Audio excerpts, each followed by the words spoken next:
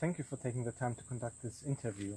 So the Wrocław Zoo has been supporting Hutan since 2018 and now decided to take part in another project. Could you tell us more details about this new cooperation? Yeah, we have been working together for the past 2 years now. One of our questions is to try to better understand what species are using wildlife corridors, the wildlife corridors that we are setting up in Kinabatangan. We are in a place like here where actually we can use it as a wildlife corridors, but we need to know what kind of species are coming in, what do they do, how frequently they come, and most of these species are extremely difficult to spot, to see, and the need for us to use camera traps. For this particular project, we want to really focus on species like the clouded leopards, like the orangutan. So we have 3 different sites. One site is a pristine forest, close to one of the corridors. Another site is a degraded forest, close to the corridor as well. And the last site is, of course, within the corridors where we are now. One of the issues we are facing here in Kinabatangan is called fragmentation. Animals live in the forest primarily, but the forests in Kinabatangan are all isolated from one another, mostly by palm oil plantation like here.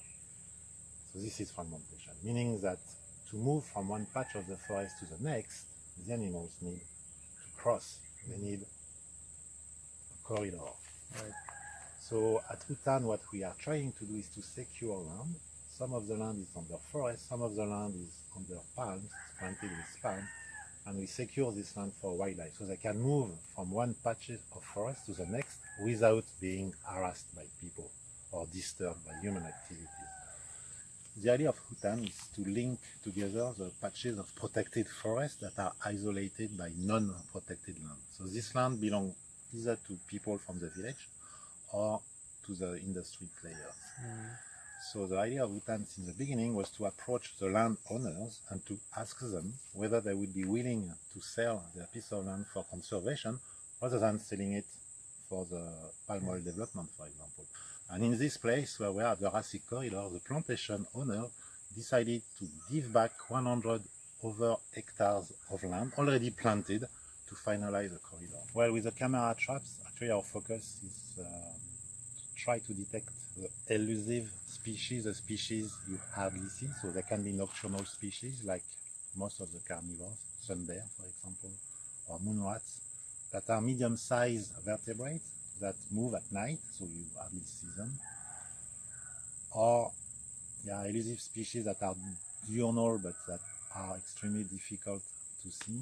So it will be a kind of a detective game, investigation game. We are expecting a few species, but who knows, maybe there will be some surprise, and I hope there will be some surprise. And of course we'll detect people.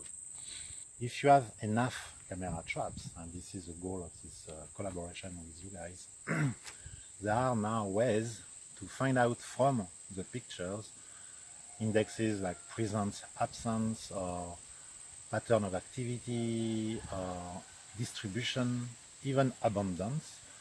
With the clouded leopard, because all individuals are different, we can even do what we call mark recapture, capture-recapture, meaning we can try to identify the individuals.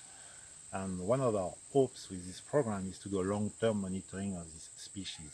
We want to know over the years what is the size of their territories, how do they use these corridors, if they use them, how the females are breeding, what is the survival rate of the young, and so forth. Finally, we heard of an amazing initiative by one of the palm oil growers who agreed to remove the fences around the property. Could you tell us more about the result of this initiative? Yeah, so some species, especially the elephants, they can be extremely destructive because they can destroy a lot of palms in the night. So the conventional way to mitigate the conflict was for growers to put fences, electrical fences. Problem with this is that you cut off the migration, the path of the elephants. So last year we started to engage with one of the estate managers growing palms nearby, and he agreed to remove all the fences. It was a risk for him, of course, and of course elephants came in. But what was really surprising to us is that the elephants at this time didn't destroy anything. Actually, what we realized today is that if you leave the right of passage to the elephants, if you don't disturb them, if you leave them very peacefully when they are in a plantation, actually the rate of damages is going to be extremely low. You can really approach them very close and they will respect you as soon as you respect them.